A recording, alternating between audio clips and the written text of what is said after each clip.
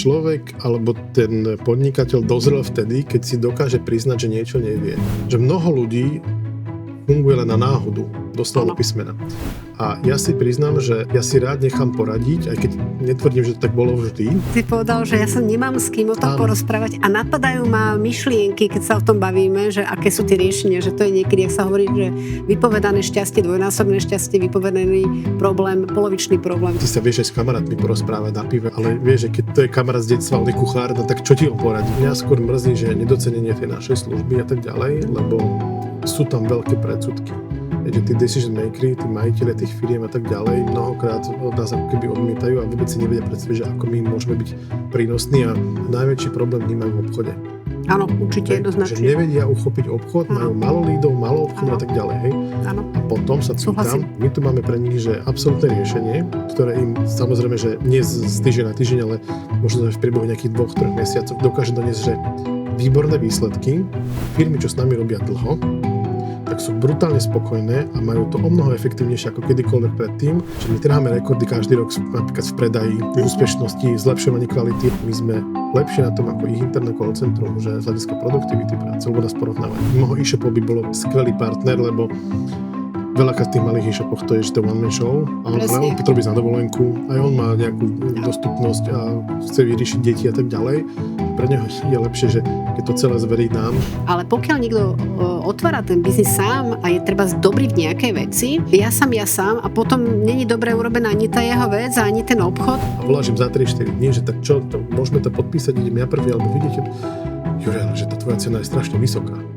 Ja hovorím, ale počkaj, že to není moja cena. To je vaša cena. To je váš náklad. Lebo oni si to vôbec neuvedomujú. Lebo oni nemajú controlling. To je presne to, že oni si nepozerajú na to, ako na tú jednu vec, iba na celú tú firmu a tam sa to spláchne. Som Sonia Sopoci a pomôžem vášmu podnikaniu rásť. Ukážem vám cestu, ako efektívnejšie podnikať. A viac ako 25-ročné skúsenosti sú vám k dispozícii 24/7.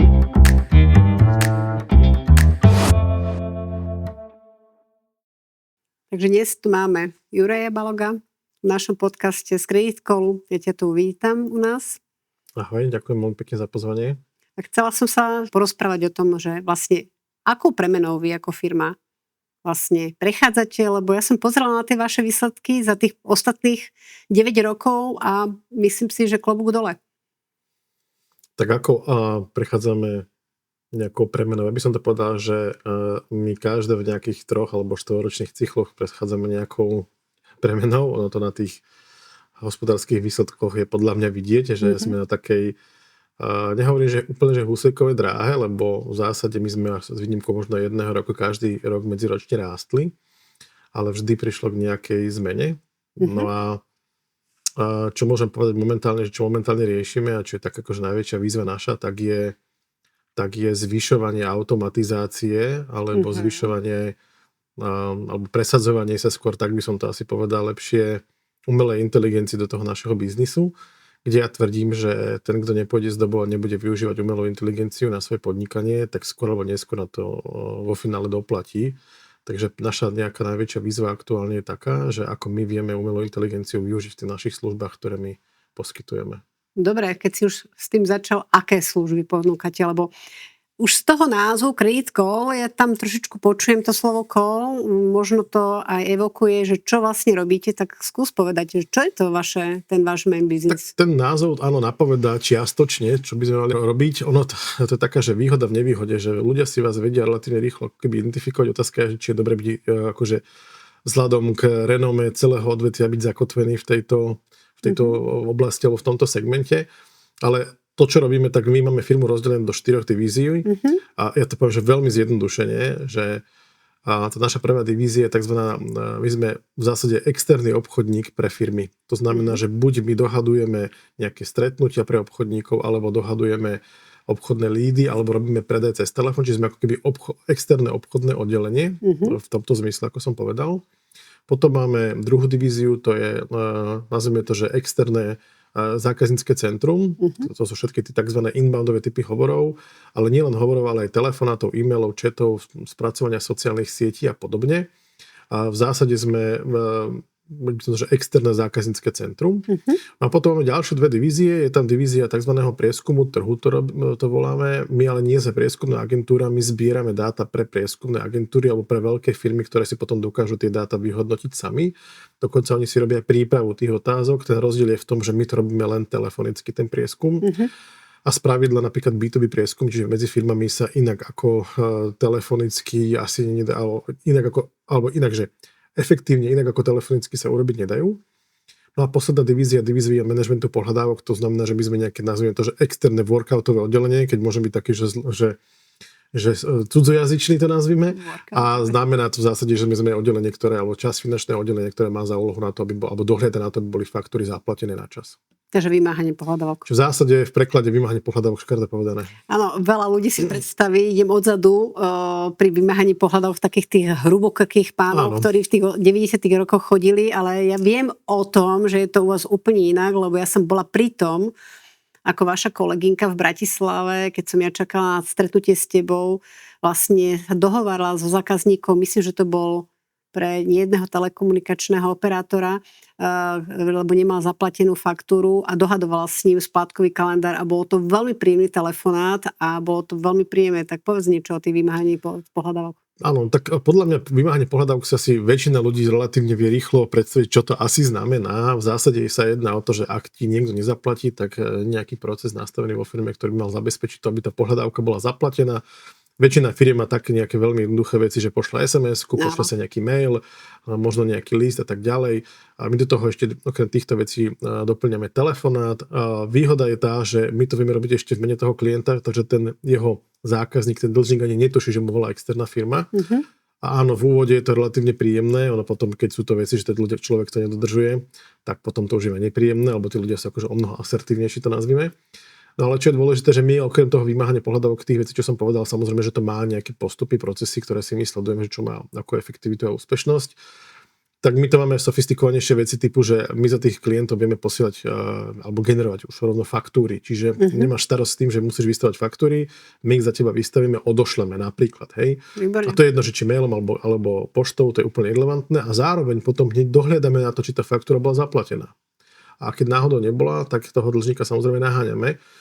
S tým ale, že my dokážeme párovať platby. Takže máme klientov, ktorí nám odovzdajú len dáta, my vygenerujeme faktúry, pošleme ich tým zákazníkom a keď to zaplatia, tak to automaticky spárujeme a tým pádom situácia je vyriešená, faktúra zaplatená, zaevidovaná a keď nie, tak nastáva ten proces, ktorý som povedal. Čo sa týka toho vlastne externého predaja, tam sa rôznia tie názory. Niektorí ľudia tvrdia, že to nefunguje, aby niekto externými dohadoval lídy. Ja mám úplne novú informáciu alebo skúsenosť od jedného môjho vlastne partnera obchodného, ktorý využíva túto službu vlastne v Čechách. Čo je problémom, že niektorí si myslia, že to nefunguje, ten externé call centrum a niektorí povedia, že je to super?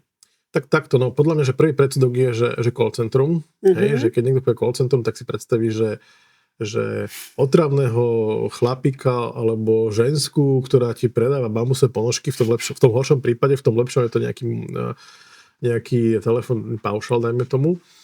Bohužiaľ, mnohé z tých firiem to nerobia dobre alebo správne. Mimochodom, tá moja motivácia, prečo založiť firmu, tiež vyplnula vlastne z toho, alebo bola taká, že posledná kvapka v tom pomyselnom pohári, kde som si povedal, že OK, že táto služba sa dá robiť aj lepšie, lebo mne ten telefón, ktorý som ja mal a ktorý tomu akože viedol, bol naozaj že veľmi zlý a bol veľmi nátlakový.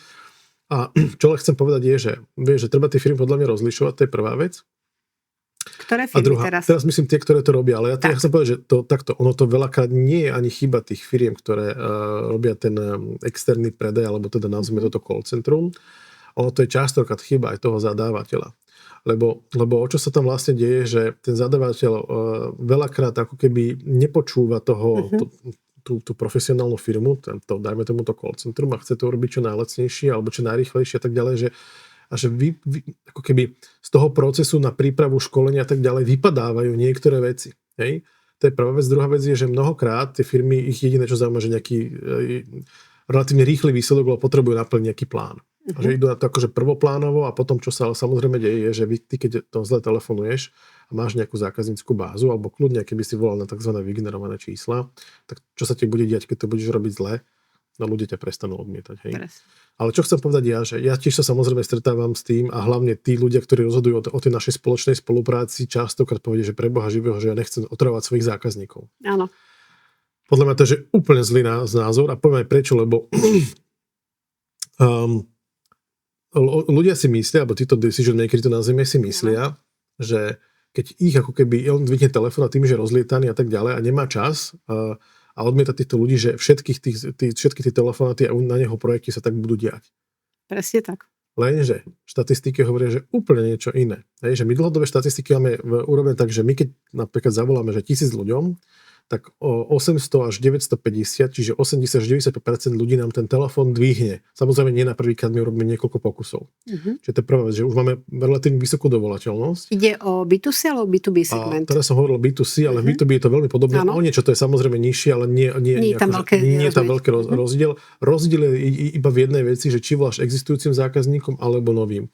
Keď voláš akože, nazvime to, že cold call, alebo novým aj v B2B segmente, jasné, že tá dovolateľnosť býva o niečo nižšia, ono hlavne je to dané kvalitou databázy, lebo ty nemáš na všetky firmy kontakty práve na tých ľudí, s ktorými potrebuješ telefonovať, lebo v tých firmách tí ľudia, alebo tie projekty sú rôzne, že ty niekde hľadaš majiteľa, niekde hľadaš finančného riaditeľa, niekde obchodného, hej, niekde hľadaš asistentku a personálnu a tak ďalej. Čiže ty potrebuješ najskôr z tej firmy toho človeka nájsť a niekedy náročné sa k tomu dopracovať a treba niekoľko telefonátov ako keby. Ale keď to zhrniem, takže máme, že 80 až 95% dovolateľnosť, to je prvá vec. A druhá, že z tých 80 až 95% ľudí nám cca 60 až 70% ľudí sa s nami rozpráva. My to voláme, že to je obchodný rozhovor. Že my mu akože odovzdáme tú našu obchodnú informáciu, ktorú mu chceme dať a on sa rozhoduje, že či áno alebo nie. Čiže efektivita je veľmi vysoká relatívne. To je ako keby prvá vec. Druhá, ten operátor alebo ten človek, ktorý telefonuje, ten nazvime to, že telefonický obchodník, on urobí 100 až 150 hovorov za deň. To je neskutočné brutálne veľké číslo a vytočí takmer dvojnásobok, lebo to vytača automat napríklad u nás. Čiže keď si to zhrnieme, že tá efektivita, jeho produktivita je akože neskutočná v porovnaní s napríklad že s bežným obchodníkom a toho nie ako nehodného nostu, lebo podľa mňa úloha obchodníka by mala byť trochu iná. On samozrejme môže navolávať cold cally a tak ďalej, ale on je relatívne drahý v tej firme. Áno. Hej? Čiže ty mu platíš, veľa firm platí akože samozrejme nemalú mzdu, a auto, telefón, notebook, blablabla, cestovné a tak ďalej, hej, že hotely, neviem čo. Čiže je toho relatívne veľa, kdežto ten operátor v call centre urobí, ja neviem, keďže 100 telefonátov a už len keby akože bolo v nejakých 10% úspešný, tak dohodne dáme tomu 10 stretnutí, hej, alebo urobiť 10 zmluv. A bavíme sa o tom, že my naozaj máme projekty, kde z navolanej databázy sa dokážeme dostať na 10% úspešnosť, že 10-20% úspešnosť z data, čo sú naozaj že brutálne dobré čísla. Ja chápem tie predsudky tých ľudí, že nechceme otravovali, ale keď ukážeš dáta, čísla, tak potom vieš, že by si bolo nerozumné to ako keby nevyužiť. A s čím súhlasím, ešte jedna vec, čo sú predsudky, že vy to nebudete vedieť robiť tak dobre, ako to robíme my. Áno, to býva veľmi častá argumentácia. Súhlasím, ale súhlasím len čiastočne, pretože aj my sa to naučíme. A čo je veľká výhoda, že my sa to naučíme spravidla o mnoho rýchlejšie a o mnoho lepšie, pretože máme milión skúseností všelijakých, ako keď si príjmeš nového človeka. A čo musím povedať, že my máme to, že brutálny systém, že onboarding zamestnanca, školenie, jedno, druhé, odposluchy, tam je presne stanovené, že koľko musíš mať urobených odposluchov a aké kvalitatívne hodnotenie. Máme call script, argumentačný zásobník, že ten spôsob, ako sme na tú kampaň alebo na ten projekt pripravení, že garantujem, že drvivá väčšina firiem, ktoré na Slovensku fungujú, alebo obchodníci, ani zďaleka sa k tomu nepribližujú, že tomu nejakomu tej systematickej veci. Určite s tebou súhlasím, lebo ja mám takisto tým ľudí, ktorí vlastne by mali volať nielen normálne, akože teda tie teplé kontakty, ale aj tie studené kontakty. A vždycky im hovorím, že najťažšie je zavolať tých prvých 5-10, potom sa už človek ako keby rozkomunikuje, ale oni väčšinou už vtedy prestanú, lebo už ako keby toho majú dosť. Ale vy keď vlastne začnete ráno volať a naozaj to číslo je šialené, lebo ja viem, že raz som v jednej firme vlastne telefonistovi dala denný vlastne limit na 75 telefonátov a on mi ma išiel hejtovať, že je to strašne veľa. Ty tu hovoríš, že vlastne človek je schopný urobiť za 8 hodín aj 100 telefonov, ale to pripomínam viacej. Len to potvrdzuje to, že toto je naozaj vec, ktorú veľmi veľa obchodníkov nerado robí. Je pravda, že naozaj možno ich úloha je niekde inde a veľmi veľa obchodníkov je dobrých práve v tom uzatváraní už priamo na tom stretnutí, čiže navolávanie týchto telefonátov a lídov vlastne je výborná vec, lebo aj títo klienti vlastne z Čiech mi povedajú, že vlastne oni už tretí rok za sebou majú 80% nárast práve vďaka navolaným lídom, čo bolo pre mňa absolútne šialené číslo. My spolu robíme od roku 2017, tak trošičku s malinkými pauzičkami, ale viac menej dlhodobo. A vy rastiete veľmi, akože medziročne, jak sme sa bavili, to potom aj práve pri tom systému onboardingu, príjmania nových ľudí, je potom o mnoho náročnejšie. Čiže vy ste museli zmeniť za tie roky napríklad aj pri tom telefonovaní asi ten systém. Ako ste to menili? No, samozrejme, že sa to ako nejak vyvíjalo, čo chcem povedať, že keď nás bolo nás 8, alebo boli sme 4, tak aj stoly sa montovali a dajme tomu, hej, ale takže keď vyšlo tak, že keď vás je málo, tak ten majiteľ veľakrát akože venuje sa veciam do absolútnych detailov a tak ďalej, ale pri nejakej veľkosti firmy už nemáš možnosť riešiť úplný detail a snažíš sa skôr nájsť ľudí, ktorí to budú vedieť alebo tak, aby sa to aspoň približovalo k tým tvojim predstavám, čo akože veľmi náročné, to ako minimálne u mňa, hej, že ja som relatívne náročný aj sám k sebe, aj k ostatným. A čo chcem mal povedať, že ja som sa musel ako keby naučiť, a to viem, že to vyznie možno hrozne, a vôbec to tak ako keby nie je možno, že myslené, ale že musel som sa uspokojiť s tým, a kľudne to ten človek urobil akože 100% dobre, že ale podľa mňa to 100% nebolo, vždycky som tam videl, alebo častokrát som tam videl akože nejaký detail, čo ešte by sa dopilovať, tak som sa musel naučiť to, že aj takmer presne alebo takmer dobre je dobre, hej, že pre to fungovanie to je dostatočné a nemusím sa tým detailom až tak venovať, lebo by som sa akože zaciklil a zabil by som sa pri tom. No a zároveň je, že musel som sa akoby naučiť delegovať, čo je veľmi náročné hlavne pre takých ľudí ako som ja, že tí detailisti chcú všetky tie veci mať dokonalé a tak ďalej, hej. Takže toto som akože bojujem s tým do dneska, alebo teda dodnes. Ale sa to človek akože musí učiť. No a to nám vlastne umožnilo, aby tá firma relatívne rýchlo každoročne naozaj, že to boli desiatky percent, 10 ako nárasty. No ale my sme prešli, akože keď hovoríme o tom, že ako sa tí ľudí zaškolovali, tak jasné, že v tom, ako takto, že systém samozrejme v tom nejakom bol, že čo toho človeka máme naučiť, ako to má vyzerať a tak ďalej. Ale častokrát to bolo o tom, že my sme mali viacero prevádzok a každá to robila akože v inom termíne a trochu inak a tak ďalej. Tak my sme to vlastne zjednotili pred asi 4 rokmi tak, že my máme vlastne, my to voláme, že akadémiu. To znamená, že človek, keď k nám príde, tak on na 2 týždne ide do tzv. Akadémie. A my ho v tej akadémii vlastne učíme dvom základným veciam, alebo respektíve dvom základným veciam a potom produktovým, že prvá len ho ako keby zoznámime s firmou, zoznámime ho že s nejakou filozofiou, že kto sme, čo sme, pre koho chceme robiť vlastne na čom zarába firma peniaze, že prečo je on dôležitá súčasť tej firmy a bez neho to nebude fungovať. To je ako keby prvá vec. A druhá potom mu ukazujeme, že akým spôsobom si my želáme, aby on telefonoval. A závisí to od typu projektu. Napríklad, keď sme sa rozprávali o tých aktívnych telefonovaniach, o tých predajoch, že my nechceme predávať tak, že dostaneš call script nejaký a čítaš ho a ideš presne tie otázky a bez hlavou sa pýtaš a tak ďalej. Že ten náš predaj má byť zameraný tak, že predávam cez užitok, pýtam sa otázky, aktívne počúvam, reagujem na to, hej. Viem, že veľa ľudí s tým má že brutálny problém, čiže vyškoliť a naučiť ich, to je ťažké, tu tak dáš človeku na pohovore nejakú takú jednoduchú, nazvime to, že obchodnú úlohu a on vôbec nemusí mať žiadnu skúsenosť. Všetci ti predávajú cez parametre, hej. Že oni ti povedia, predávaš pero a to je jedno čokoľvek, všetci ti hovoria o parametroch, ako to je skvelé, lacné, neviem aké, ale nikto sa ti neopýta, že alebo otázku, alebo to je jedno, či to je pero, čokoľvek k tomu, aby si smeroval, že vlastne ty potrebuješ tú vec. A zároveň tvrdím, že to, že ty sa pýtaš nejaké otázky a zistíš, že ten človek to nepotrebuje, nemá znamenať, že ty ideš na neho nátlak. Hej? Ty môžeš dať nejaké 2-3 otázky doplňujúce, či niekto v jeho okolí by to nevyužil, alebo niekto z jeho obchodných partnerov a podobne. Ale keď tam vidíš, že tam nie je záujem alebo nie je priestor, že naozaj by to nevyužil, tak mu treba poďakovať a rozlúčiť sa s ním. On to o mnoho lepšie znáša. Áno.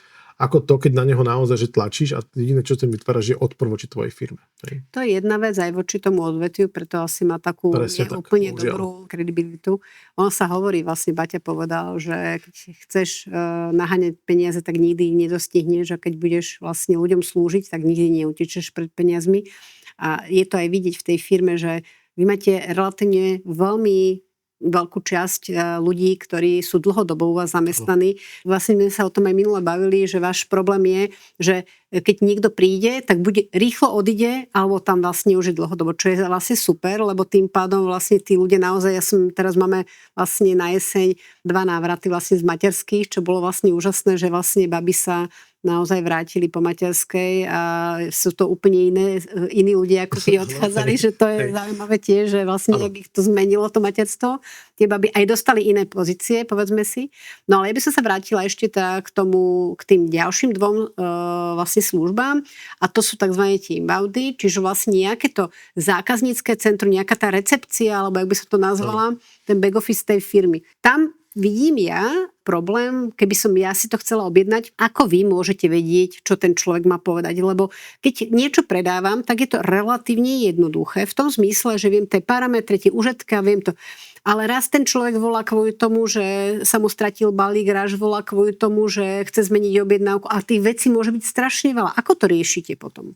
No tam to poviem, že rovnako ako keď si to robíš interne, s 2 zásadnými vecami, alebo teda s viacerými zásadnými vecami, ale že podľa mňa 2 sú najdôležitejšie, že prvá je tá, že my dokážeme byť, že brutálne flexibilní v potrebách, ktoré tí zákazníci majú, že lebo veľakrát sa k nám dostáva a Slovensko je strašne malé. Čiže u nás aj veľké projekty sú relatívne malé.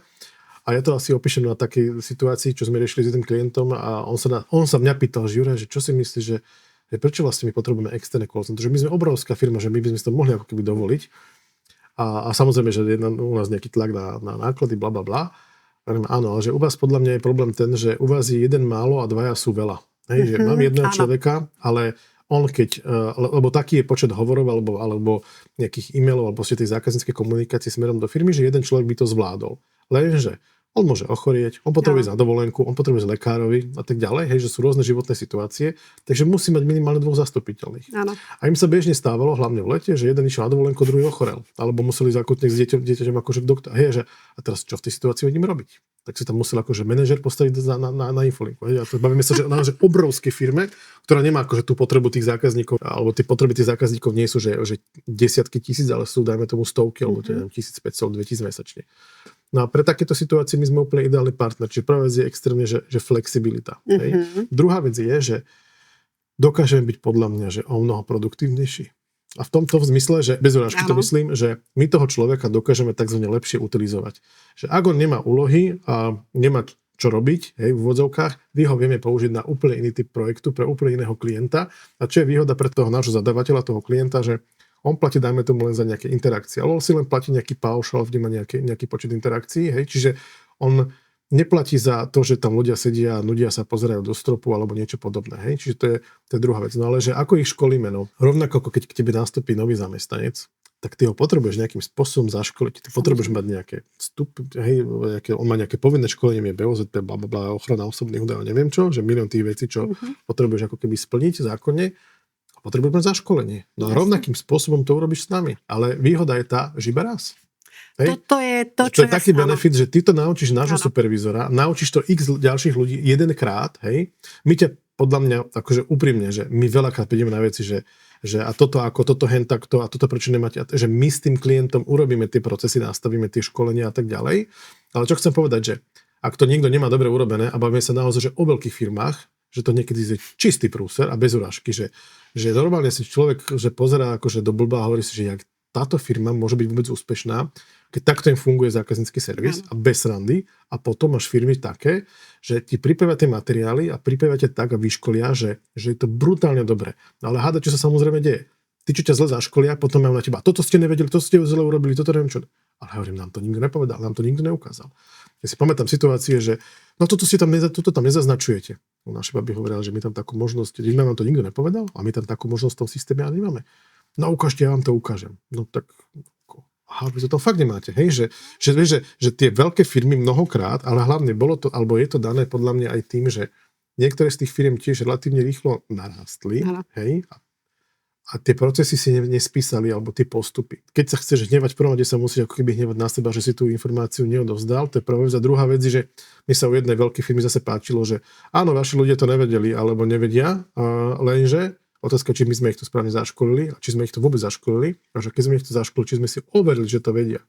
A môžem povedať, že tam, kde to je urobené dobre, tak tam po istom období nemusíš, ten klient, ty ako zadávateľ, nemusíš nič riešiť. Ty ani nevieš, že máš nejaké zákaznícke centrum, lebo na všetko máš nastavené štatistiky, na všetko máš nastavené nejaké semafory, nejaké KPIčka, ty len dostávaš reporty a sleduješ si to. Dokonca, že ty si dneska vieš nastaviť aj zákaznícku skúsenosť, ktorú mimochodom takmer všetci naši zákazníci, čo sú na tých infolinkách, majú nastavenú zákaznícku skúsenosť, že príde ti nejaký mail alebo SMS, alebo ti niekto zavolá, že ako si bol spokojný so zákazníckým centrom. Áno. No, veľmi dobre hovoríš kvôli tomu, že vlastne v rámci tej mojej práce, keď sa rozhodujeme, či niekoho ideme prepustiť, a veľmi často sa stane, že niekto príde, či už nie je čas toho človeka prepustiť, tak je tam 50 otázok, ktoré by si človek vlastne mal na takom mieste, jak si ty, alebo nejaký iný manažer zodpovedať.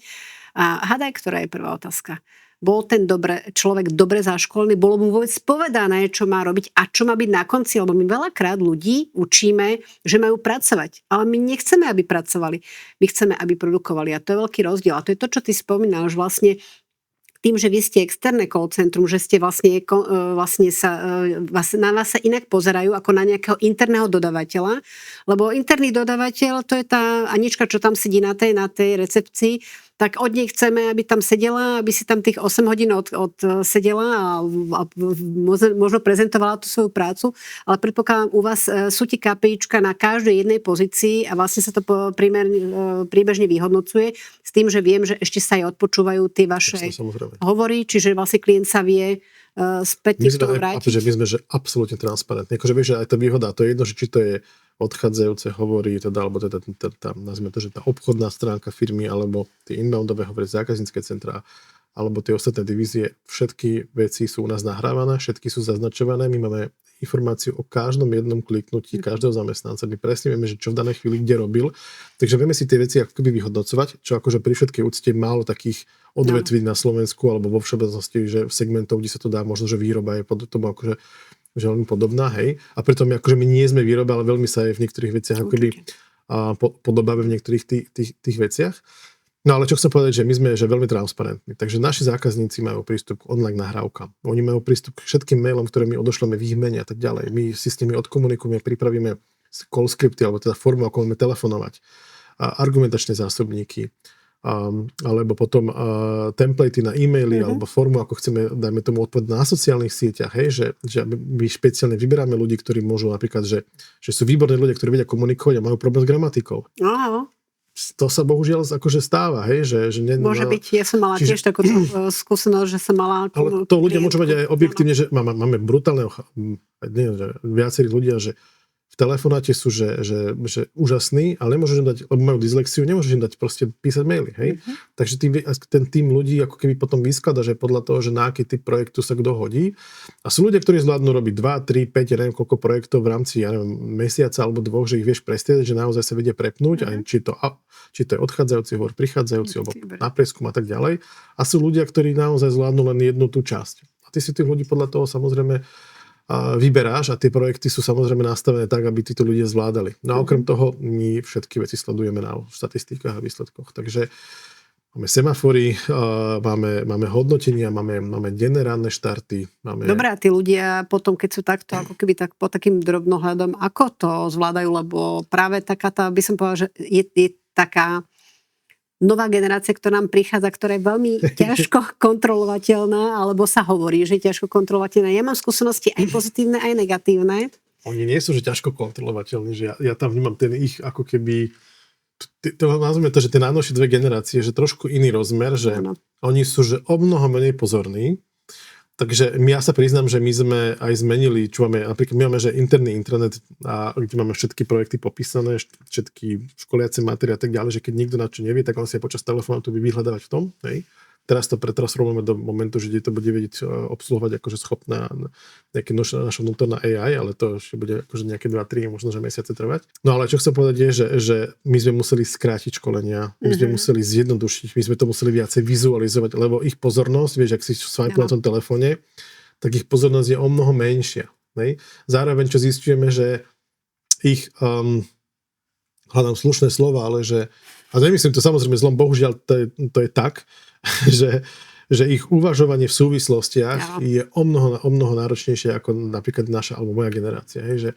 Že my sme o mnoho rýchlejšie si dokážeme tie veci pospájať, avšak ja netvrdím, že sú zase naopak majú možno, že nejaké iné silné stránky, ale tam, čo my sme zistili, tak tu je to ako keby veľmi náročné. Ale zároveň ty podľa mňa potrebuješ nájsť vhodných ľudí, ktorých to baví na tom telefóne. No, lebo áno. my máme ľudí, ktorí u nás akože naozaj že pracujú, že 10, 12, 13, 15, dokonca 15 rokov robia denne a telefonujú, hej. A sú ľudia, ktorí sa k tam dokonca máme človeka, čo sa k tam už tretíkrát vrátil. Vieš, že on robil 3 roky u nás, potom išiel niekde na rok alebo na pol roka a potom sa k nám vrátil zase na 3 roky.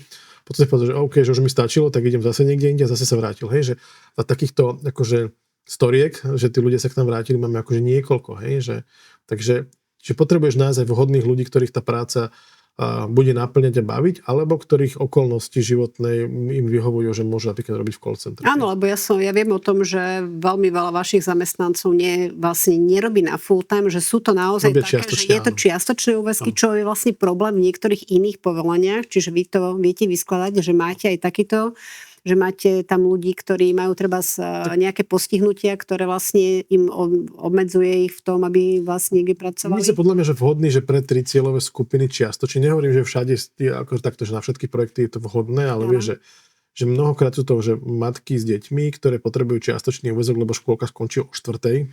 Áno. Čo keď som dozviem, že jak môže končiť škôlka o 4:00, keď štandardne pracovná doba byť do 4:30, že čo je toto za nezmysel, ale proste sú také obce a mesta, kde to tak jednoducho je nastavené.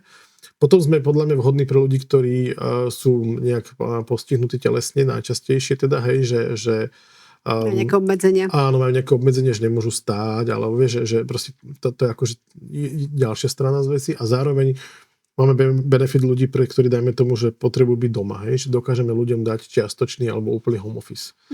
Nehovorím, že to, za mňa samozrejme, že keď sa mňa niekto pýta na mňa, má to svoje plusy a minusy, keď sa mňa niekto pýta na názor, tak a viem, že by som to možno pred nimi nemala hovoriť, aby som radšej home office zrušil. Ale po covide je to akože veľký benefit, mnoho firiem to robí. A áno, tí ľudia, ktorí sú zaškolení a majú výsledky, tí môžu mať home office. S tým ale, že majú u nás tiež nejaké obmedzenia, v odzovkách obmedzenia, alebo nejakú povinnosť, že aspoň raz za týždeň prísť na tú pobočku. Aby nestratili vlastne kontakt s firmou, aby sa tam vytvárali, aby nenarušovali vzťahy, lebo to sme v covide najviac videli, hej, že tam v covide sa nám strašne zrýchla fluktuácia. Ono samozrejme bolo to dané aj tým, že my sme vtedy mali skoro 200 zamestnancov, hej. A tam tí ľudia relatívne rýchlo prichádzali, odchádzali. Čo chápem, lebo vieš, že ty prídeš na pobočku, všetko je zatvorené, dostal si poldňové školenie, BOZP, neviem čo, základné veci, ako sa dostaneš vôbec do počítača a všetko ostatné si akože už absolvoval doma. No a pod jednu pazuchu si dostal monitor, pod druhú počítač, hej, a išiel si domov. No. A to tá akože nejaká lojalita k firme alebo vzťahy s kolegami, so tvojim nadriadeným, s firmou, vytváranie dôvery vlastne. Tak ďalej, to tam akože úplne absolvoval a tam sa nám výrazne zrýchla fluktuácia. Hej.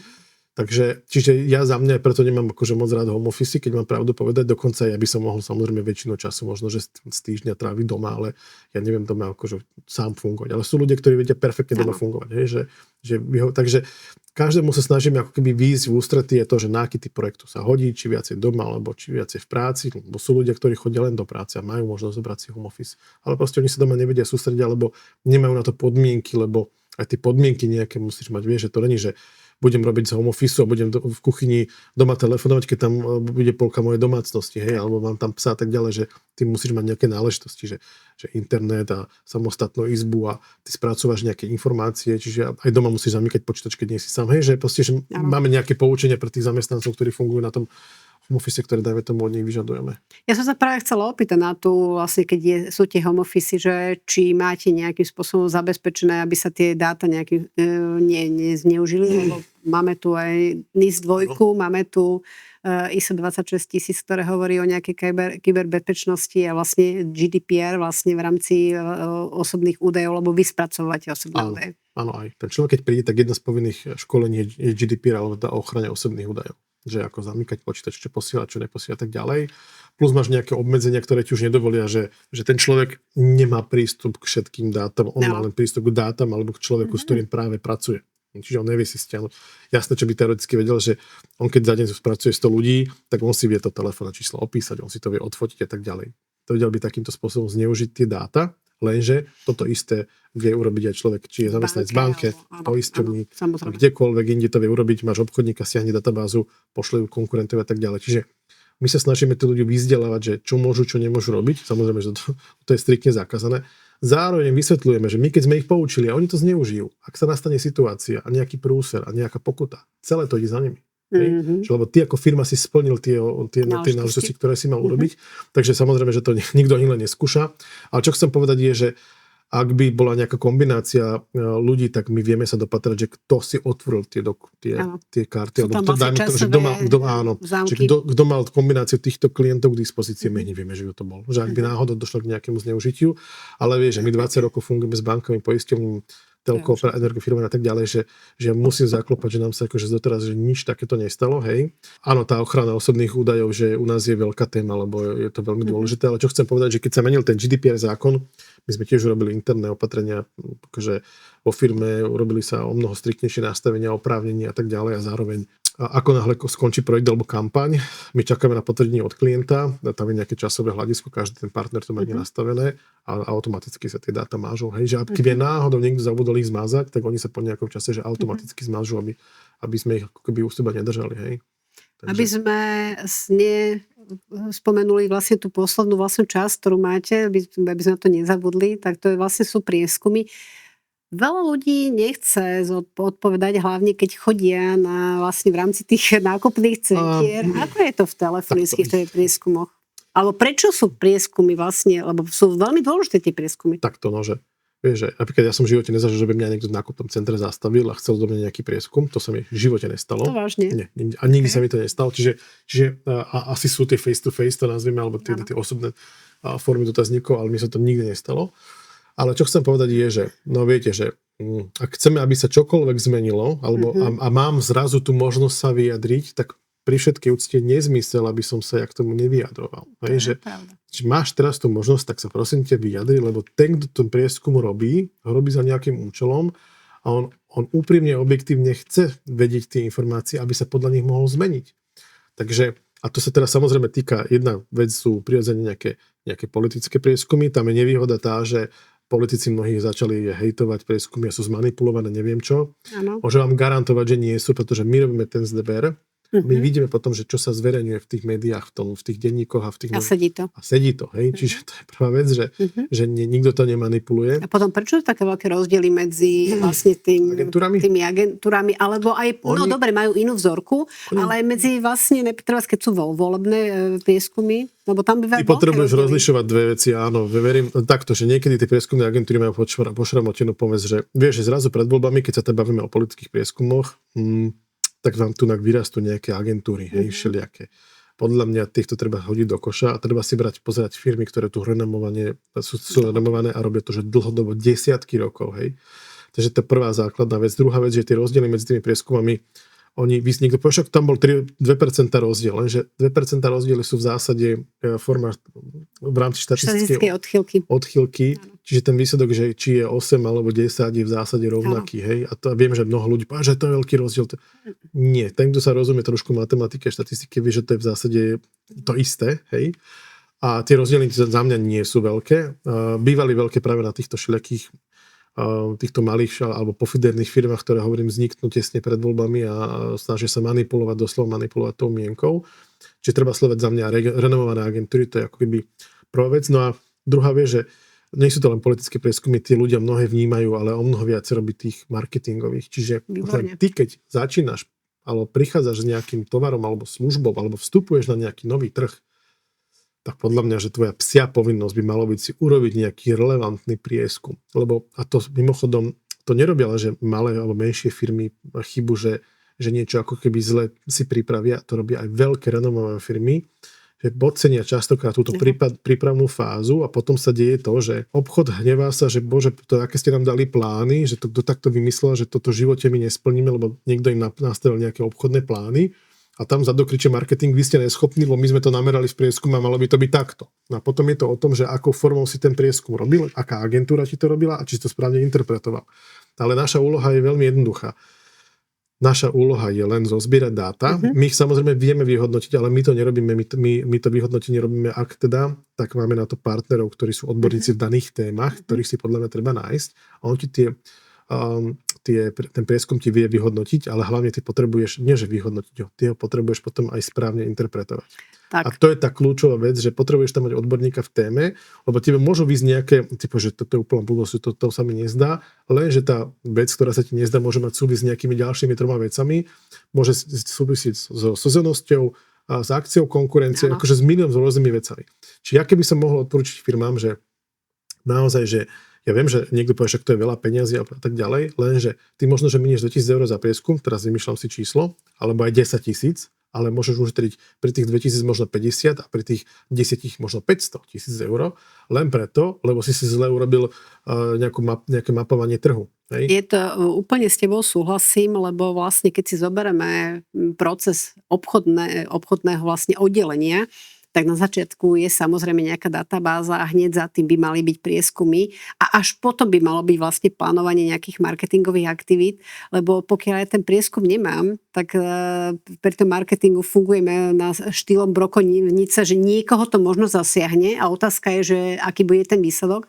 Len presne, jak si povedal, mnohí ľudia nemajú vlastne tendenciu investovať do toho prieskumu a potom sa stane, aj mne sa reálne stalo, že mi prišiel ku mne klient a pýtal sa ma, prečo mu to nevychádza, že prečo sa mu nedarí, že aby som mu pomohla. Ja som povedala, dobré, ale však keď sme si pozreli, že vlastne aký je potenciál na tom trhu a koľko je potenciál toho, aby oni toho dodali, tak sme vlastne to nevychádzalo, lebo čím viacej vy toho dodáte, tým viacej potrebujete subdodávateľov a tým pádom vlastne oni vám zožerú ten celý zisk a že vlastne vôbec nebol životaschopný ten produkt. Tie prieskumy sú brutálne dôležité, ale je to ešte viacej ako keby zanedbávaný proces ako prieskumy je potom popredajný servis, čo je zase, čo sme sa tiež bavili, že vlastne býva vašou úlohou, že vlastne kontaktovať klientov z tých vlastne už existujúcich, lebo tam je veľa zlata na zemi, ktoré nikto nedvihne.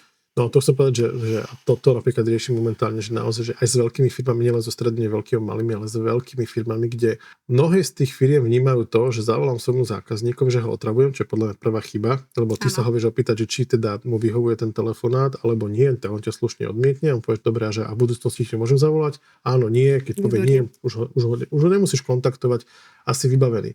Ale veľa ľudí, dajme tomu, je rado, že sa im niekto ozve. Určite. Ale a zároveň, čo chcem povedať, že napríklad ja to vnímam na sebe a viem, že mám aj odozvu, aj z prieskumu to vychádza, alebo sme robili pre 2 takých klientov, že oni nechápali jednu vec, že no vieš, ten klient celý rok využíva naše služby a tu máme veľký odpad, potom si to ako keby neprolongujú tú našu službu. A ja sa ich pýtam, no dobré, ale že koľkokrát za rok ste sa tomu klientovi ozvali? Však my mu posielal maily. Výborne, koľko z tých mailov si prečítal? Nevieme, áno. Sú vôbec tie informácie, čo posielate pre neho relevantné? Nevieme. Hej. Využíva ten klient tú službu? No veď má to zaplatené, ale využívajú reálne tú službu vašu? My nevieme, ale prečo to neviete? Tak máte nejaké logy v systémoch, alebo to bol online produkt, že samozrejme zistili sme, že väčšina z tých klientov tie služby ani reálne začne využívať napríklad.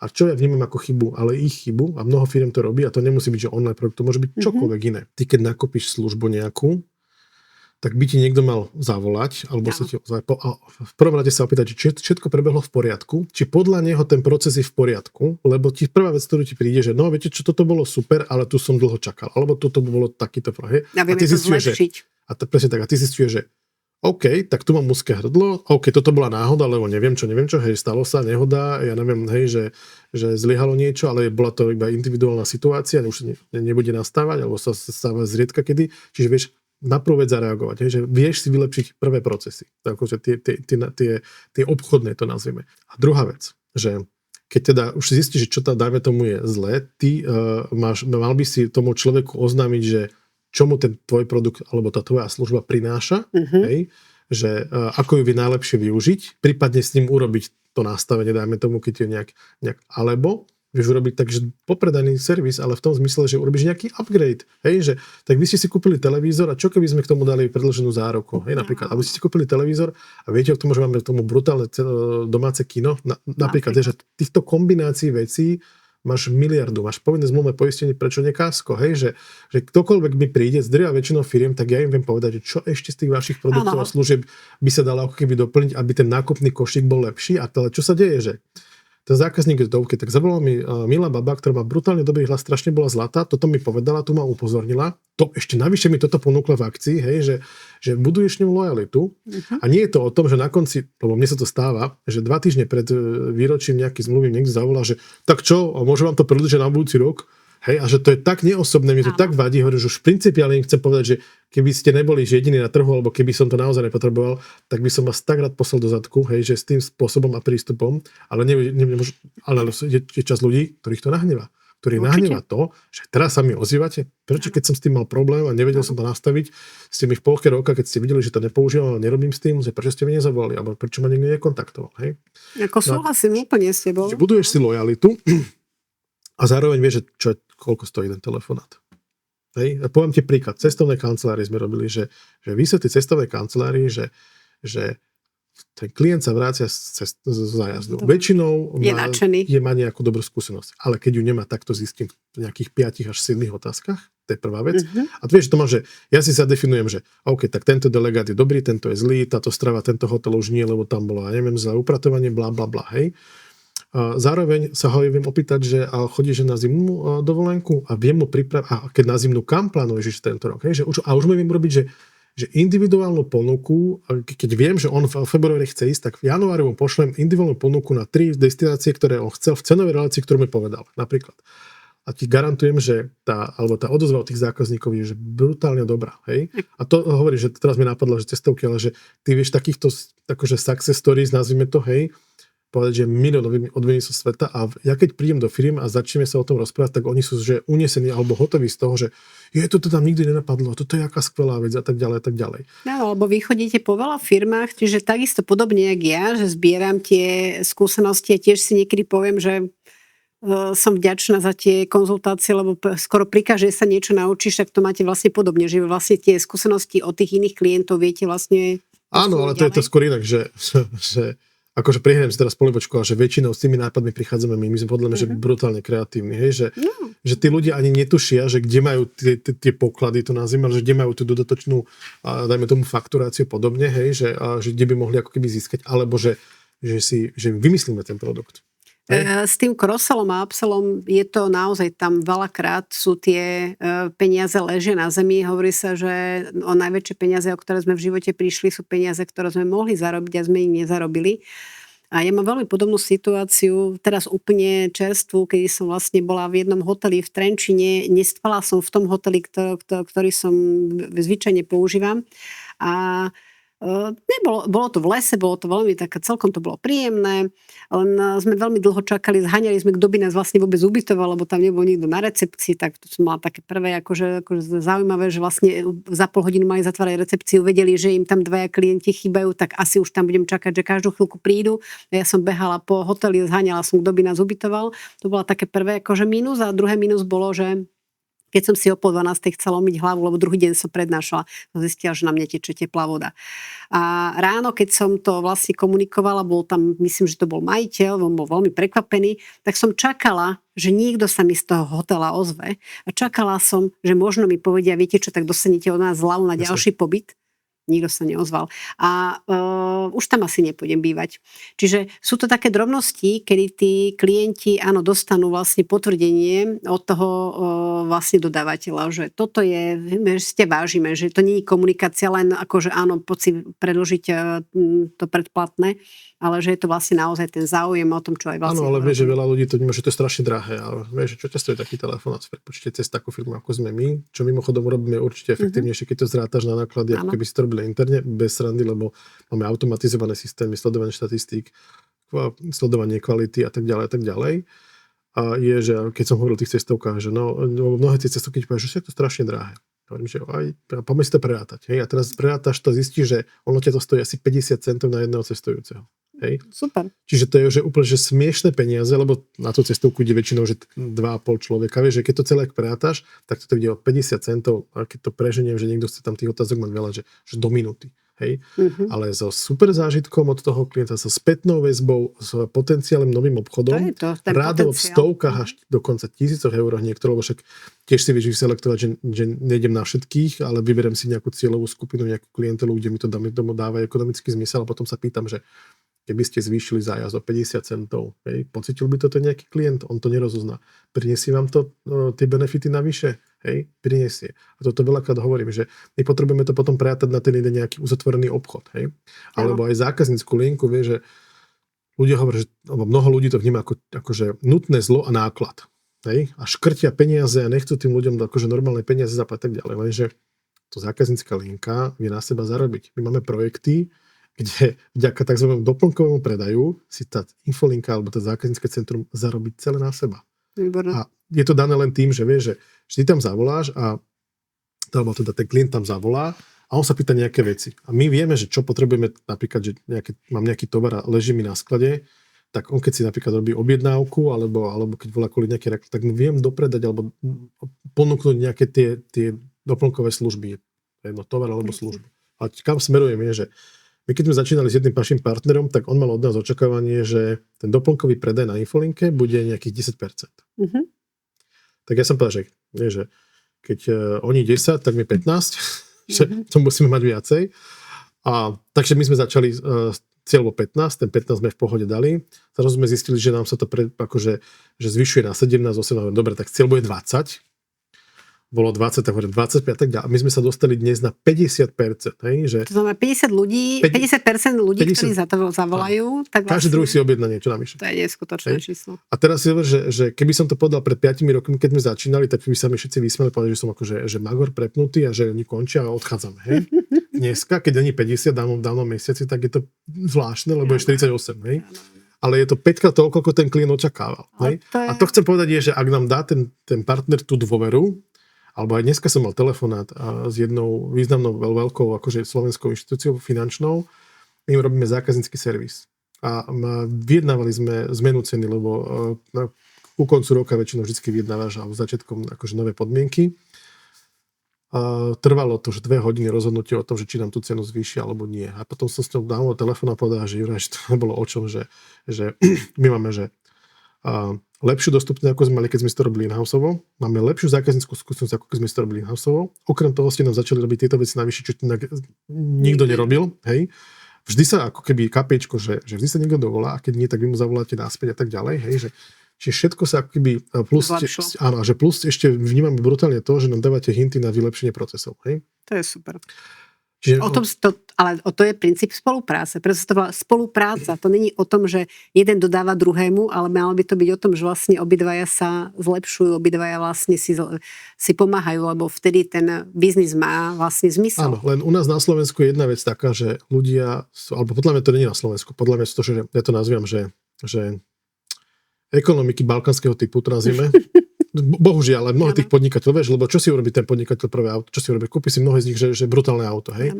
A my chceme tie výsledky, že okamžite. Vieš, že dneska to kúpim, áno, že dneska to ako keby začneme spoluprácu, on do mesiaca chce mať tú investíciu naspäť.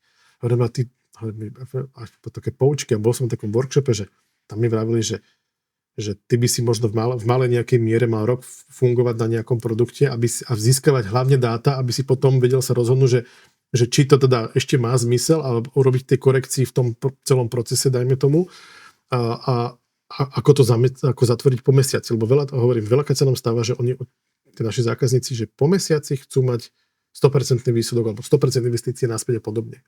Nie, ale vieš, napríklad, že keď o tom aktívnom telefonovaní, že ja keď som robil obchodníka, ja som prvého pol roka, a to bolo moje prvé zamestnanie, robil každý deň a bez preháňania 80 až 100 telefonátov. Hej? Brutálne veľa. Klobúk dole. Ja si pamätám situáciu, za mnou sa kolega došiel opýtať, že kto má klapku 312, si pamätám, a ja, že prečo to chce vedieť, a môj šéf ma akože kryl, lebo si myslel, že to bude nejaký prúser.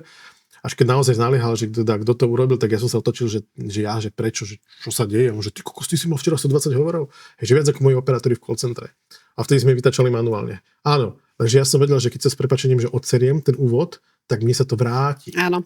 A toto veľa ľudí, aj veľa tých firm, majiteľov tých firm chce, že on najmä obchodníka, on za 2 mesiace chce od neho výsledky. Ten obchodníkovi bude trvať rok, kým začne reálne produkovať. Samozrejme, že ty potrebuješ mať na neho štatistiky. Potrebuješ, že robí aktivitu, keď ju robí, že, vieš, že robí aktivitu, telefonuje, výborne telefonuje, má stretnutia, má z tých stretnutí zmluvy nemá, takže poďme mu pomôcť so stretnutiami, hej, že tam asi je nejaký problém. Že my vidíme ten predajný lievik a kde sú tie štatistiky a vieme tam presne zasiahnuť. A veľa tých firiem to nerobí a zároveň je, že ty by si podľa mňa mal, že 3 až 6, možno že až 12 mesiacov fungovať pravidelne s nami, možno že aj v menšom akože rozsahu, aby si reálne videl ten dôsledok toho, lebo nám veľakrát, že fungujeme mesiac a 2, oni povedia, no tu sme uzatvárali nejaké 3 zmluvy a tu nemáme ďalších 50 rozrobených, uvidíme, že čo. A po pol roku ti zavolajú, že Juraj, že mohli by ste znovu, lebo my sme z toho uzatvorili zmluvy za neviem koľko miliónov, hej? Ale to, že keby to robil kontinuálne, pokračoval s nami, tak ono to, má to v tom lieviku, zase sa mu to utlo a zase trvá nejaké 2-3 mesiace, respektíve plus pol roku, kým sa to naštartuje. Hej? No ono, aj keď to sa extrémne častokrát stáva. Ono veľmi dobre hovoríš, lebo aj keď sa robia vlastne nové divízie, keď sa vytvára nový produkt, tak väčšinou sa robí vlastne plán, vlastne investujeme minimálne do toho rok a pol, kým vlastne príde k tomu breakpointu, kedy vlastne ten produkt začne na seba zarábať. Keď nám nastupuje obchodník, pokiaľ to nie je naozaj nejaký jednoduchý produkt, že stojí žena za pultom, hej, ale že naozaj je to, väčšinou sa predávajú služby, vy predávate veľakrát aj služby, tak je to o tom, že ten človek, kým sa do toho dostane, kým nájde ten správny spôsob komunikácie, tak naozaj to trvá tak, že ten prvý rok sme radi, keď si na seba zarobí. Čiže tie náklady, priame náklady s ním spojené, vtedy berem, že to je v poriadku. Nie sme naučení trpezlivosti na Slovensku a áno, všetko chceme hneď a to je potom problém, lebo tým pádom vlastne prichádzame o niektoré veci a ono sa hovorí, že vlastne 10% len firiem prežije 3 roky a 10% z tých, čo prežije 3 roky, prežije 10 rokov. Aj tuto je krásne vidieť to vlastne to Paretovo pravidlo, že tí vlastne veľakrát tých 80% vlastne neprežijú, lebo vlastne nie sú ochotní vlastne vôbec do toho zainvestovať čas. V začiatku naozaj tie výsledky sú veľmi malé, takže to chvíľku trvá, takže naozaj budeme vlastne motivovať aj ľudí, aby boli trpezlivejší a aby nejakým spôsobom na všetko dobre sa musí počkať. A to je proste tá vec, ktorú napríklad aj mne to trošku trvá, kým ja som tiež veľmi netrpezlivý človek a vítaj v klube, čím som staršia, tak som zistila, že áno, musím byť trpezlivejšia, musí to byť, všetko potrebuje svoj čas. Vy naozaj ako keby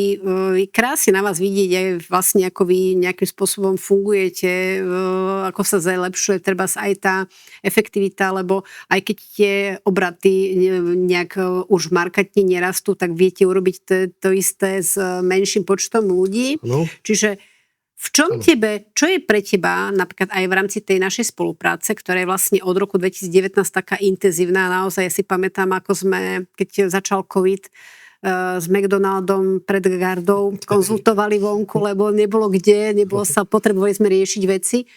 Čo sú také pre teba také 3 aha momenty, že toto je to, prečo tú službu využívam, toto je to, čo mi pomáha. Ja som sa ťa raz opýtala, že však ty už všetko vieš, prečo mi sa stále stretávame. Ty si tedy jednu vec povedala, tak skús prípadne povedať, že prečo je to to, čo ja som povedal viac vecí, niektorú myslíš. Nie, ono, že vieš, že podľa mňa, že človek alebo ten podnikateľ dozrel vtedy, keď si dokáže priznať, že niečo nevie. A veľa ľudí a firiem, ale naozaj, že aj veľa ľudí a veľa podnikateľov podľa mňa si to ako keby vôbec neuvedomuje. Mm-hmm. Ja môžem sa dnes chodiť na také vzdelávanie, to nazveme celoročné, aj študujem teda MBA a tam tiež vidím, že mnoho ľudí funguje len na náhodu, doslova písmena. A ja si priznám, že ja si rád nechám poradiť, aj keď netvrdím, že to tak bolo vždy, ale to bolo možno v čase, keď ešte som chodil na strednú školu a mal som ešte dozvuky puberty, že všetko som vedel najlepšie a s nikým som akože nesúhlasil a tak ďalej.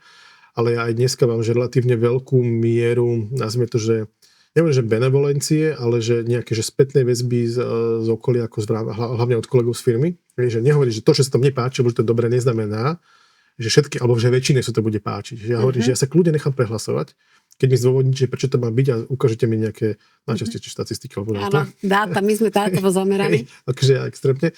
Ale aha, moment za mňa, vieš, že podľa mňa je to o tom, že ty máš nejaký systém, máme nejaké divízie a pravidelne každý týždeň máme debatu k tej danej konkrétnej divízii, ktorej sa to týka a prejdeme si nejaké body, hej. Ja by som to dneska nazval, že to je nejaká forma mentoringu, hej, alebo nejakých spätnej väzby, alebo možno, že vieš, že veľa ľudí potrebuje možno, že len tak akože potvrdiť to rozhodnutie, vieš, že ty ho možno, že aj vieš, ale potrebuješ aj počuť niekoho iného, že OK, že áno, že naozaj to je dobré, že poď do toho takto, alebo vieš povedať, že ty že máš skúsenosti, že OK, že toto sme skúšali inde, že buď obozretný, alebo radšej do toho vôbec nechoď, hej, čiže toto je akože možno, že nejaká prvá vec, ktorú by som ako keby povedal. No a podľa mňa ďalšia vec je tá, že ty už poznáš fungovanie našej firmy, hej, že všetkých ľudí v zásade pomene a tak ďalej, že ich silné slabé stránky a občas si aj taká moja butlava vrba, to nazvime, hej. Takže, lebo aj človek sa potrebuje niekde vyrozprávať, hej. Až to bolo presne to, čo si vtedy povedal. Si povedal, že ja sa nemám s kým o tom porozprávať a napadajú ma myšlienky, keď sa o tom bavíme, že aké sú tie riešenia, že to je niekedy, ak sa hovorí, že vypovedané šťastie, dvojnásobné šťastie, vypovedaný problém, polovičný problém, takže toto je s tým butlava vrba. Čiže ja potrebuješ ako keby podľa mňa, že mnoho ľudí len potrebuje sa akože vyrozprávať, alebo potrebuje pocit, že OK, že robíš to fajn, lebo a má, dajme tú kompetenciu, tak ako ju máš ty. Ty sa vieš aj s kamarátmi porozprávať na pive, alebo ale vieš, že keď to je kamarát z detstva, on je kuchár, no tak čo ti on poradí, hej? Lebo ty máš rôzne typy kamarátov. Jasné, že ja som aj v podnikateľských skupinách nejakých networking, stretávaš sa s miliónmi rôznych ľudí, ktorí majú rôzne názory. Hej? Takže potrebuješ podľa mňa aj ty nejaké keby potvrdiť, že OK, je to fajn, alebo nie je nejaký hint, alebo nejaký... Niekedy to neznamená, že to je, že rada, ktorej sa ideš 100% akože presne podľa nej smerovať, hej, alebo riadiť, ale je to, že rada, ktorý si povie OK, až nápad a ty ho rozvinieš, ale trošku iným smerom, alebo ťa napadne niečo iné a odchýliš sa samozrejme od tej prvej myšlienky, ale ideš smerom, dajme tomu, že ktorý ti predtým nenapadol, hej. Takže tomu by som možno, že prirovnal, že to je ten druhý, aj keď otázka je, že vieš, či tam že aha moment, lebo ja to nie je za aha moment viem také veci, že vieš také, že až tak prechopíš sa, že sa až tak nadýchneš. Sú niekedy také, že keď sme sa bavili vlastne s inými klientmi, že čo ich prekvapilo, tak veľakrát bolo to o tom, že my vieme asi aj, ako máme podnikať, ale že vlastne nám možno aj tie stretnutia nás udržiavajú viacej v tom fokuse, alebo že toto som vôbec takto nepredpokladala, že tako to je, takže preto som sa na to pýtala, že či, aj keď je to už, u nás je to taký dlhodobý ten vzťah, čiže je to problém akože v tom, že si už povedať, že za tých x rokov, že čo tam boli, ale hovorím, že myslím, že ten McDonald's, tak sme tam riešili, že ako vlastne zabezpečiť prevádzku v rámci tej koronakrízy, to bolo vtedy taký, myslím, že veľký. Áno, ale vieš, že dobre, keď hovorím o tom, že to bola trošku iná situácia, že tam človek niektoré veci, že predvídal, niektoré nevedel úplne predvídať. A dobre, my sme urobili správne rozhodnutie, ale vieš, včera som mal stretnutie s iným pánom a tiež hovoril, že urobili kedysi dobré rozhodnutie, nakúpili, dajme tomu niečo, alebo očakávali, že trh sa bude nejak chovať a tak, ako to dopadlo brutálne dobre, mohlo sa stať, že to úplne prúserom.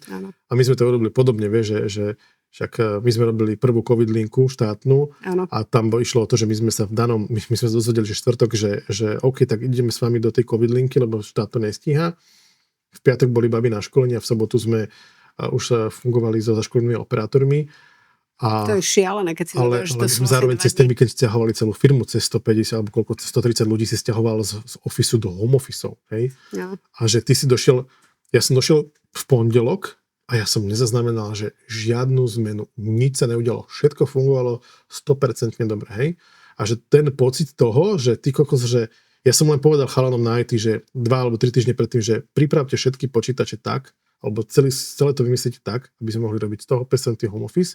My sme ho dovtedy mali, alebo mohli, alebo sme tomu akoby vyhýbali, naši klienti to odmietali a tak ďalej, hej? Zrazu takto a všetko sa mohlo zmeniť, hej?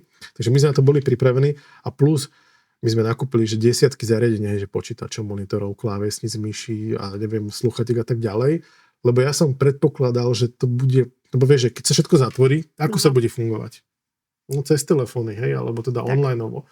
Takže my sme boli na to pripravení. Takže vám Paradox vlastne pomohol. Nám COVID, my sme boli jedna z tých mála firiem, ktorej COVID ako keby pomohol. Hej, aj firma narastla medziročne o 60% a už ako keby nikdy neklesla pod menej ako, neviem, 2 milióna eur je obrat, cez 2 alebo cez 2 celé dačo. Takže Takže áno, nám akože COVID pomohol v tomto smere. Ale vieš, že ono aj potom následne vytrestal, lebo ty si aj spomínal, že firma narastla, už akože tak dramaticky nerastie. Treba si ale uvedomiť, že aj inú vec, že my sme mali veľké legislatívne zmeny na posledné 3 roky a zároveň nám do toho našeho segmentu brutálnym spôsobom začína vpadať umelá inteligencia, voiceboty a tak ďalej. Čiže ten náš trh vo finále je veľmi dneska konkurenčný, je veľký tlak na efektivitu. To, čo si povedal, že my vlastne robíme, že zase každý rok vyšší obrat, ale s významne menším počtom ľudí. V tom covide sme narastli, ale my sme tam procesne ako keby nedorastli. Vieš, že potom povyšili sme, dajme tomu, ľudí, ktorí možno nemali úplne ešte že to nebolo to v správnom momente. Áno, oni ako keby nedorastli na tú pozíciu a bolo to hlavne aj vďaka tomu, že to bolo všetko akože že onlineové, že to bolo veľmi kostrbaté tá komunikácia, vieš, že nemohol si ľudí posadiť a na pol dňa alebo na deň a kresliť im a tak ďalej, že veľmi to bolo ako keby a v tomto smere náročnejšie. Tam nás to potom ako keby vytrestalo, že my sme si potrebovali tú firmu upratovať. My každý rok si vlastne pred koncom roka robíme upratovanie. Hej, aj tento rok robíme upratovanie. Vy robíte upratovanie každý kvartál, lebo máte vlastne veľké kvartály, kvázi také vyhodnotenie. Veľmi sa mi to páči, lebo vlastne vy ste porozlízaní už naozaj po celom Slovensku, dokonca až naozaj pri ukrajinských hraniciach máte jednu pobočku. Čiže tým pádom toto je super. Čo je takéto, čo teraz aktuálne riešite, čo je proste vás trápi, čo je také, že naozaj ťa možno zamestnáva, čo by si chcel uzavrieť tento rok? Takto, že čo mňa trápi je, že keď to tak môžem povedať, že trápi, mňa skôr mrzí, že nedocenenie tej našej služby a tak ďalej, lebo sú tam veľké predsudky. Že tí decision makeri, tí majiteľe tých firiem a tak ďalej mnohokrát nás ako keby odmietajú a vôbec si nevedia predstaviť, že ako my môžeme byť prínosní. A mimochodom mal som s jedným známym taký tiež workshop marketingovo-obchodný a oni robili nejaký prieskum a z toho prieskumu im zišlo, že najväčší problém firiem, a to bol SME segment, a teda SME a large firmy, že najväčší problém vnímajú v obchode. Áno, určite jednoznačne. Že nevedia uchopiť obchod, majú málo lídov, málo obchodu a tak ďalej. Hej. A potom sa pýtam, že my tu máme pre nich že absolútne riešenie, ktoré im samozrejme, že nie z týždeň na týždeň, ale možno v priebehu nejakých 2-3 mesiacov dokáže doniesť, že výborné výsledky. Hej. Čiže to je akože prvá vec, akože prvé odhalenie, ale nie sú ochotní za to normálne zaplatiť. Hej. Že my sa častokrát boríme s tým, že ste drahí, ste takí alebo onakí. A to sa mimochodom deje aj pri naozaj že veľkých firmách, kde už som si povedal ja, že OK, no tak keď si to nevážiš, tak to robiť pre teba nebudeme. Presne tak. Nech ti to robí niekto iný, len že na čo sa naráža. Ten niekto iný to naozaj že pokazí, urobiť sa neskúceno a potom sa udeje to, že celé odvetvie sa hodí do nejakého jedného vreca alebo koša a všetci sú rovnakí. A toto je to, čo ma ako keby trápi. A zároveň ma trápi to, že mnohé z tých firiem, a toto naozaj, že a týka sa to najmä tých najväčších, ktorí idú vyslovene, že ich primárny cieľ je cena. Áno. Čo je totálny nezmysel, lebo vieš, že ten môj operátor, či už na infolinke alebo pri aktívnom telefonovaní, hovorí v mene tvojej firmy. Tak. Ty chceš, aby tvoja firma, je to tvoja vstupná brána. Hej? Takže otázka je, že prečo ty chceš od neho, že bol že brutálne namotivovaný, brutálne vyškolený, ochotný pracovať aj navyše, hej, že vedel rýchlo pohotovo reagovať, milión akože supermana. A za minimálnu cenu. Ale dáš mu mzdu a bez urážky, akože pomocný robočík na stave zarobí viacej.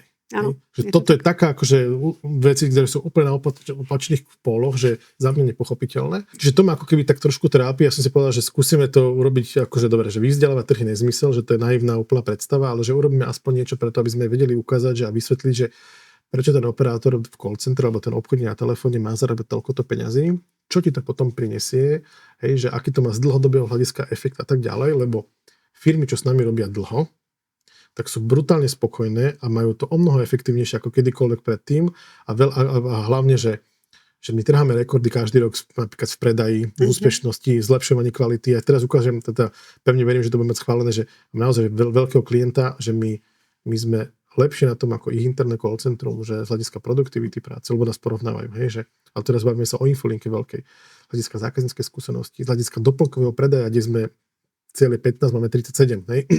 Famózne. To sú brutálne veci, ale prečo to je, lebo máme systém, hej, že pravidelne, ja nehovorím, že všetko je dokonalé, aj u nás sú prúsery, chyby, neviem čo, stane sa, ale že keď aj spadneš, tak sa oprášiš a ideš ďalej. Lebo ten to systém je zavedený. áno, Že lebo vyhodnocujete pravidelne, to. no a to máš tak, že presne tak. každý týždeň máš vyhodnotenie, veľkú poradu, akože projektovú, ale ty máš obchod s realizáciou, takže tam hneď konfrontácia, čo nám ide, čo nám nejde a opatrenia, čiže to je ako prvá vec. A no potom kvartálne máme ten management meetingy, ktoré si spomínala, tie kvartálne vyhodnotenia, kde sa urobí nejaká stratégia na ďalší kvartál a sledujú sa, či sa tie veci udejú alebo neudejú. A netvrdím, že sa nám všetko sa podarí a všetko sa urobí a tak ďalej, lebo máš rôzne okolnosti, No, samozrejme, ale minimálne vieš, Ale OK. hýbete sa vpred a je to vidieť, ja to zvonku vidím, že sa hýbete pred a je to a naozaj to, čo si povedal s tým obchodom, je to veľký problém vo väčšine firiem. Myslia si, že si najmú obchodníka a že ten obchodník im začne za 3 mesiace, za pol roka zarábať a dajú do neho relatívne veľmi veľké peniaze, lebo keď si zoberieš, koľko stojí vlastne superhrubá mzda a že áno, je to k tomu telefón, stravné, hej, máme sociálny štát, takže potrebujeme toho zamestnanca zaplatiť a potom ho po pol roku vyhodíme a zistíme, koľko peniaz sme prišli pritom, a nie sme ochotní to dať niekomu, kto je v tom odborník. Hľadanie, ten popredajný servis, tam je veľmi často problém v tom, že naozaj nedosledovávame tie obchody. Keby hovorí jedna ponúčka, že keby sme dosledovali všetky obchody, ktoré máme otvorené, takže nám o 30% vlastne narastie obrat. Druhá vec je tá, že len 10% obchodníkov vlastne niekoho kontaktuje viac ako 3-4 krát a na to sú presne veci, lebo už na to nemyslíme, už to nedosledujeme. A toto je výborné vlastne to, čo ponúkate. Preto máme systém, že vieš, že ja si dám, že OK, tak nemôže, teraz dám si o pol roka, ale ten systém mu tam vyskočí, že mu to tam bliká, dneska volaj tomuto Jožkovi, vtedy nemohol, tak mu volaj. Áno, a už nadviažeš na ten predošlý rozhovor a toto je. Čiže áno, súhlasím v tomto smere, že mám vo veľa firmách je veľký vlastne ako keby potenciál v tomto smere.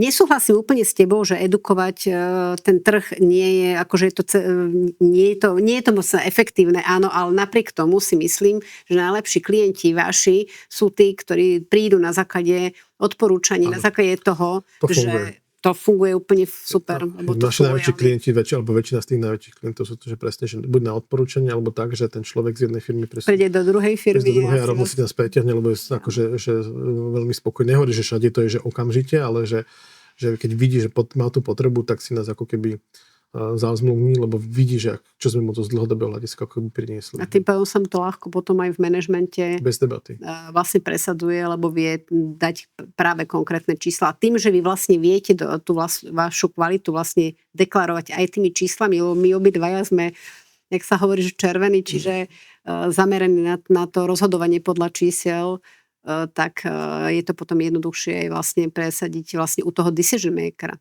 Juraj, vravel si o tom aktívnom predaji a vlastne o tom servise popredajnom. Pre akú vzorku to ešte má zmysel podnikateľov a pre akú nie? Že je tam nejaké, máte treba vyselektované, že toto už pre túto vzorku podnikateľov to nemá význam? Nie, nevyhnutne, ale to je o tom, že vieš, že aby ti tá tvoja investícia do našich služieb vo finále dávala nejaký ekonomický zmysel, áno. A čo musím povedať, ešte vidím dôležitú vec, že v zásade bez ohľadu na to, že aký ten projekt je veľký, tak tá cena za prípravu je plus minus rovnaká. Či jedno, či oslovuješ 500 alebo 20,000 klientov, ty nastavenie nejakého projektu, školenie pre operátorov, príprava toho call scriptu a tak ďalej, plus minus rovnaká. Rozdiel iba v tom, že koľko ľudí sa, dajme tomu naraz, školí. Čiže čo je dôležité, že či sa ti tá služba vo finále na základe našej cenovej ponuky oplatí a potom tam ako keby nie je nejaký strop alebo nejaký minimum. Ale čo musím povedať je, že robiť projekt a ak napríklad aktívne telefonovanie na menej ako 1000 oslovných zákazníkov je nezmysel, lebo ty potrebuješ nejaké dáta, nejaké štatistiky, aby si to vedel vyhodnotiť, alebo aby si mal prípadne priestor zmeniť, dajme tomu call script alebo cieľenie nejaké skupiny, ktorú chceš, že to je ako prvá vec. A čo sa týka nejakého toho zákazníckeho centra a tak ďalej, tam v zásade nie je veľkosť. Máme naozaj, že relatívne malé infolinky a relatívne malé projekty.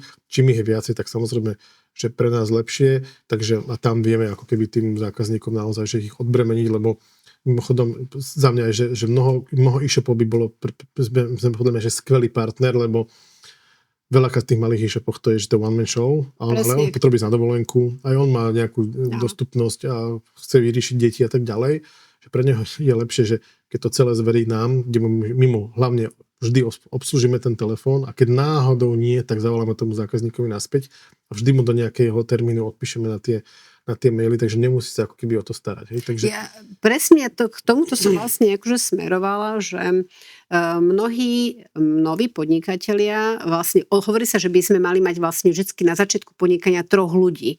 Jedného, ktorý robí ten obchod, jeden, ktorý robí tú realizáciu a toho tretieho, ktorý ten neporiadok po tých 2 dáva do poriadku. Čiže to väčšinou býva nejaká účtovníčka, nejaká administratívna sila.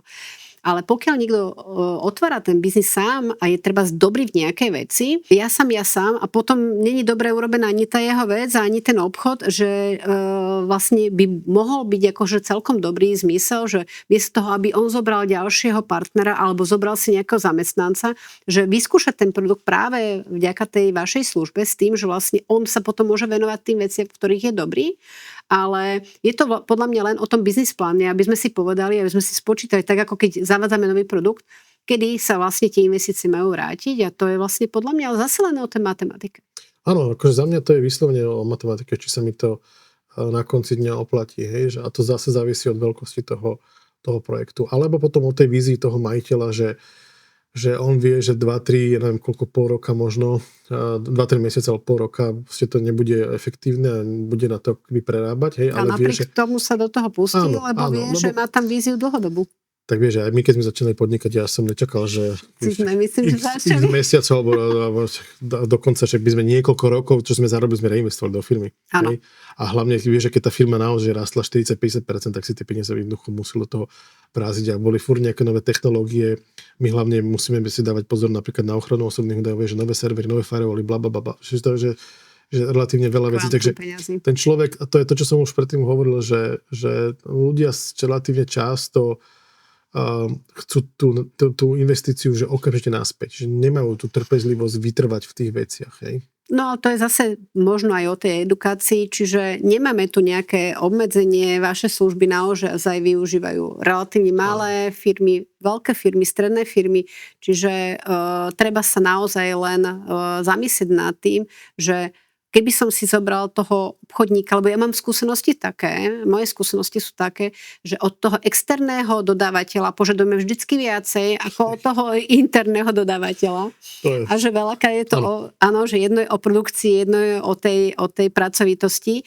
A naozaj možno aj rada pre vás, že naozaj, keď vás niekto osloví, sadnúť si tú kalkuláciu urobiť, že OK, keby ste to robili interným človekom, koľko by vás to stalo, koľko to stojí externe. A to je to, čo si spomínal, že vlastne máte o mnoho lepšie výsledky ako interné call centrum a tým pádom je to potom veľmi problematické. To si povedal, že veľkú pravdu, že veľakrát od nás vyžadujú viac ako majú interne. A trošku mi to ako keby, niekedy je to také, že vieš, ak sa hovorí bližšie košel ako kabát. No ale vieš, prečo ma zavádza niekto, že máme 28%, keď viem, že má 3. Vieš, čo chcem povedať, že to sa občas stáva, hovorím, kokos, a potom sa dozvieš samozrejme v nejakom čase že to je úplne inak, lebo ako keby šponujú ťa, ako keby posúvajú tie hranice. Ale čo chcem ja povedať, že čo veľakrát a častokrát robím, keď sa naťahujeme kvôli cene, lebo to je veľká téma a ja furt hovorím, že není tá cena dôležitá, že tam sú, že to jasné, že je, ale poďme to prerátať na nejakú jednotku, alebo že na efektivitu, alebo že prínos tak ďalej, ale že čo robím ja? Ja si s nimi sadím, mám taký Excel a tam sú presné položky, že čo vstupuje, keby si robil ty, alebo keby si vieš, ty si robíš interne call centrum, alebo čokoľvek, čo sú tie položky, ktoré tam do toho vstupujú, do tej ceny. Ten biznis plán vlastne. Do tých nákladov. A tam máš, vieš, že mzdá operátora, mzdá supervízora, alebo nejakého človeka, ktorý to musí riadiť, lebo keď to nebude robiť, keď to nebudeš robiť, tak to bude čistý prúser, alebo by si musel mať, že brutálne šťastie na dobrého človeka, lebo ty tomu operátorovi, alebo tým ľuďom, tomu obchodníkovi, dajme to, ty sa mu musíš venovať. Nemôžeš nechať len tak, že samorost. A tam milión ďalších vecí, že nájom, IT, telekomunikačné poplatky, hej, že nábor ľudí, školenie a tak ďalej, že tých položiek je tam 16 alebo 17 takých zásadných. No a veľakrát mi stalo, že my to s tými zákazníkmi spíšeme. Dohoda predtým je taká, že tie náklady, čo máš interne, tak za tie náklady ti to budem ja potom predávať akože my ako firma. A on že jasné, Juri, že to je úplne, to je férová ponuka, my to máme bez starosti a tie náklady, však to je. No a teraz, okrem toho, že majú občas potrebujete zapaliť, hej, že, ale nehovorím, že náschval, ale také to občas, že vtipné, hej, že sa pýtam, že koľko metrov štvorcových má to vaše internet call centrum a že a čo ja viem, že asi 10, ja hovorím, že 10, že však to máte 8 ľudí, tak jak môže mať 10, že to mi nikdy nevychádza. Ja, no, tak možno, že 50. A takéto ako veď na teba vtímajú, hej, skúšajú, alebo že koľko stojí meter štvorcový, že 8 eur, v tom business center stojí 8 eur meter štvorcový. Hej, čiže OK, ale dopracujeme sa k nejakej cene, no a potom ja im to pošlem. No Juri, tak nám pošli, že no ja im poviem, že dobre, tak im to pošlem, dám tam, takže tu sú vaše interné náklady, ak podľa dohody, môžem to dať správne pripraviť, ja dodatok zmluvu alebo zmluvu, že za týchto podmienok to budeme robiť. No. A voláš im za 3-4 dní, že tak čo, to, môžeme to podpísať, idem ja prvý, alebo vidíte, Jure, ale že tá tvoja cena je strašne vysoká. A ja hovorím, ale počkaj, že to není moja cena. To je vaša cena. To je váš náklad. Lebo oni si to vôbec neuvedomujú. Lebo oni absolútne. nemajú controlling. To je presne to, že oni si nepozerajú na to, ako na tú jednu vec, iba na celú tú firmu a tam sa to spláchne. No ale potom sa udeje to, vieš, že mali sme klienta, že 4 roky spolupráce, nová fluktuácia, všetky KPIčka splnené, zákaznícka skúsenosť ďaleko Výborná, najlepšie za všetkých krajín a tak ďalej. Áno. A prišli sme, že medziročne chceme akože upraviť cenu, lebo pravidelne každoročne sa zvyšujú mzdy a my to tým operátorom každý rok naozaj zvyšujeme. Len jednej najvyššie nechceme akože upraviť. Tak sme dostali akože spätnú väzbu, že nedostaneme a že oni majú inú ponuku a tá je o 30% nižšia ako my. Hej. Tak hovorím, kokos to vám nemôže. Urobíme si jednoduchú matematiku, trojčlenku a hovorím, na každej hodine oni musia prerábať 2 eurá len na mzde toho operátora, pokiaľ mu platia zákonom stanovenú minimálnu mzdu. A nie, oni to budú robiť blablabla. Okay, tak sme sa dohodli na ukončení spolupráce, alebo prerušení to nazvime, lebo zmluva akože je platná. Po pol roku som sa im ozval a som sa ich pýtal, že ako im to ide. No samozrejme, akože zamilované oči na mňa, že Juraj, že my na vás s láskou spomíname. Hej. Áno. To je prvá vec. Druhá vec, samozrejme, pred koncom roka prúser, nestihali neviem čo, takže sme im pomohli. No ale čo je situácia? Tá daná firma, konkrétne táto, má niekoľko desiatok tisíc eur nedoplatky na sociálne a zdravotné poisťovne. A teraz je otázka tá, že ako má tá firma vyriešené operačné riziko, lebo teraz bavíme sa, že to je veľká firma, naozaj, že veľká, ktorá koniec roka je pre nich to kľúčové obdobie. A čo keď ten partner vypadne? No. A to není len o tom, že on vypadne, nebude schopný, lebo neplatí ľuďom, dajme tomu mzdy. Inak samozrejme, to sa môže stať hoci komu, ti zlyha partneri alebo viacerí. To sa kľudne môže stať. Ja teraz nejdem kritizovať tú firmu. Ja idem kritizovať to, že si to nevedia zrátať. A že vôbec majú desiatky tisíc eur, desiatky tisíc eur majú v nedoplatkoch voči štátu. Áno. Ale tá firma, ktorá si ich najala, to je vôbec, akože, alebo to až následne došlo na to, že kokos, ale oni keď neplatia DPH-čku, tak vlastne budeme musieť zaplatiť za nich my. Lebo taký je zákon. Ja, napríklad. Hej? A tam niekto nemá 30 000 eur zaplatiť na DPH-čke. No. Takže vieš, že to sú také potom tie situácie, že čo s tým? No, tak tento to robí podľa mňa poctivo a hľadí tie veci tak, ako má, tak väčšinou ťaha potom bohužiaľ kvôli takýmto expertom za kratší koniec.